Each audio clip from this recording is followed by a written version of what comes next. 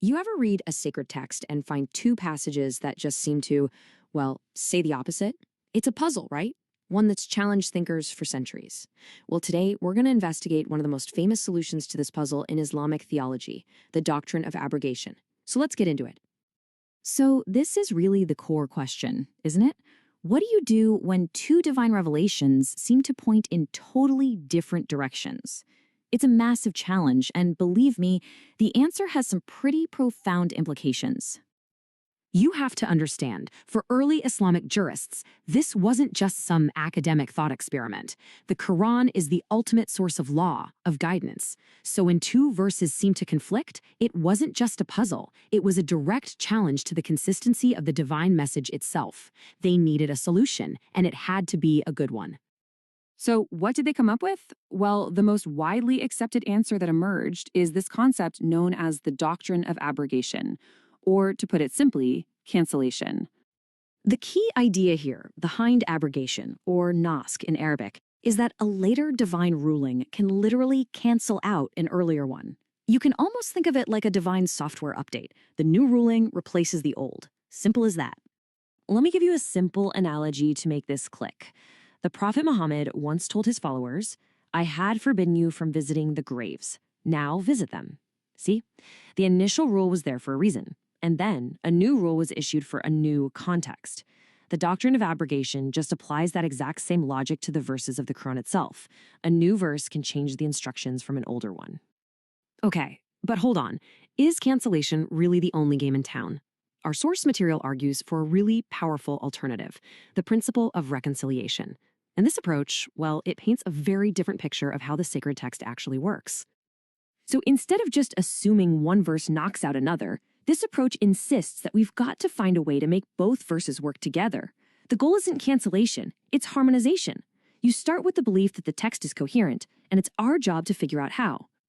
And get this isn't some brand new modern idea. Not at all. In fact, it's a foundational rule in Islamic jurisprudence. The default position, the starting point, is to try and use all the evidence you have, not just throw some of it away. So this all leads to a really strict three-step test for anyone who wants to claim abrogation. First off, you have to assume the verses make sense together.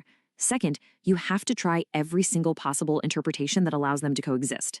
And third, only if there's an absolutely undeniable, irreconcilable conflict backed by rock-solid evidence, only then can you even begin to consider cancellation.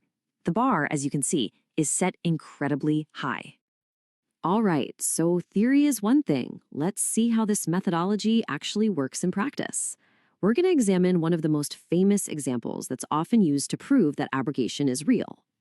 This case study revolves around two verses right next to each other in the Quran that seem to give very different instructions about the odds that Muslims should be willing to face in a battle. Okay, so here are the verses themselves, and you can see it right away, can't you? One verse sets a ratio of 1 to 10. The very next verse sets it at 1 to 2. I mean, on the surface, this looks like a slam dunk case, right? A clear conflict, a change of rules. But wait, remember that three-step test? The first rule is to try and reconcile. So the abrogation view says, simple, the 1 to 10 rule is canceled. But the reconciliation view looks closer. It points out that the second verse actually begins by saying, now God has eased upon you and he knew that there is weakness in you. See that? This isn't a cancellation, it's a contingency plan. The 1 to 10 ratio applies when you're strong, and the 1 to 2 ratio is an allowance for when you're weak. Both verses are still valid, they just apply to different situations. And you know what? The history seems to back this interpretation up. In huge, decisive battles like Yarmouk, which happened long after both these verses were revealed, Muslim commanders led their armies against forces that outnumbered them 10 to 1, sometimes even more.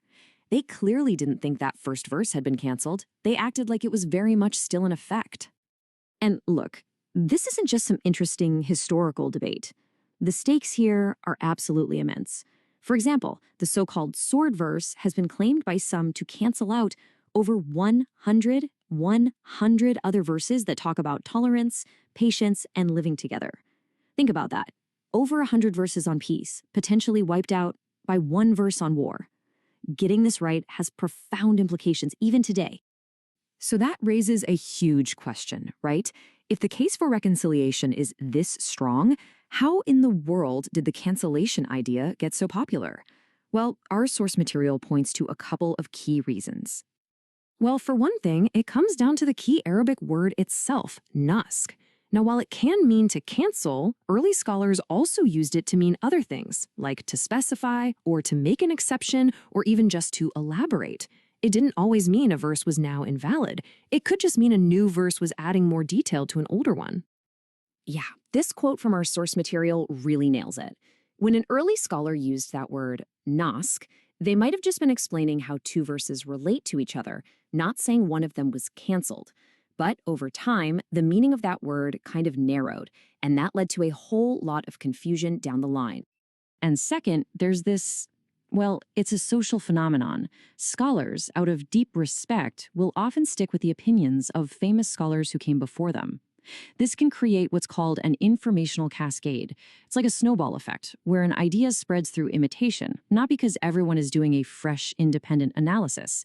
An opinion can become dominant just because it's been repeated so many times by so many respected people. Okay, let's step back and look at the big picture here.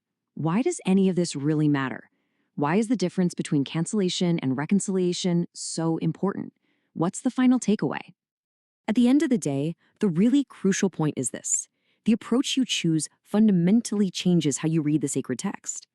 The path of abrogation, of cancellation, lets you set aside verses that are difficult or maybe inconvenient. But the path of reconciliation, it demands that you engage with the entire text as one coherent, divinely ordered whole, where every single verse has a purpose and a role to play. And that, right there, leaves us with a pretty profound final question. If we take the path of reconciliation, if we say that nothing has been canceled, then what does it truly mean to listen to and find a place for every single verse in the divine message? That's a question worth thinking about. Thanks for joining me on this investigation.